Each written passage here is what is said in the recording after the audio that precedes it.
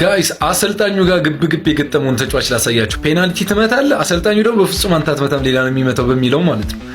ተመልከቱ። እዚህ ጋር አሰልጣኙ የተገላገለ ነው። የመስመር ዳኛው ነው እንጂ እየመለሰው ያለው ገብቼ እሱ ጭራሽ ፔናልቲ አይመታም እያሉት ማለት ነው። አሰልጣኙ ቡድኑ 1-0 እየተመራ ነው እና ያገኙትን ፔናልቲ አሰልጣኙ እንዲመታና የሚተማመንበት ተጫዋች አለ።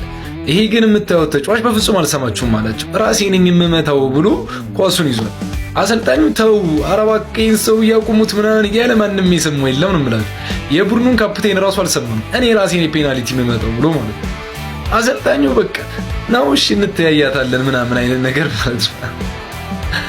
ማንንም አልሰማም ብሎ እንደምታዩት በጉልበቱ ፔናልቲውን መጥቶ ያገባል ማለት ነው።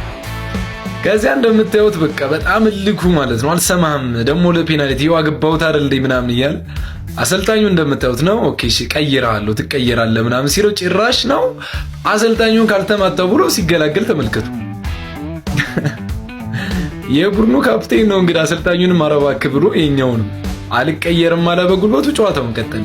የሚገርመው ግን እንደምትመለከቱት ሁለተኛውን ጎል አግብቶ ቡድኑ እንዲያሸንፍ ያደረገው ያው ልጅ ነበር። አሰልጣኙ እየሳቀ ነው እንደምታዩት። ግን ተጫዋቹ በጣም በራሱ መተማመኑና የደረሰበትን የአሰልጣኙ ጭቅጭቅ ምናምን ስላበሳቸው በወቅቱ እንደምታዩት እያለቀሰ ሁላ ነበር። ዝም ነው ያደረገው ነው የምላቸው አሰልጣኙ። እንዲህም አለ ለማለት ነው። ይመቻችሁ።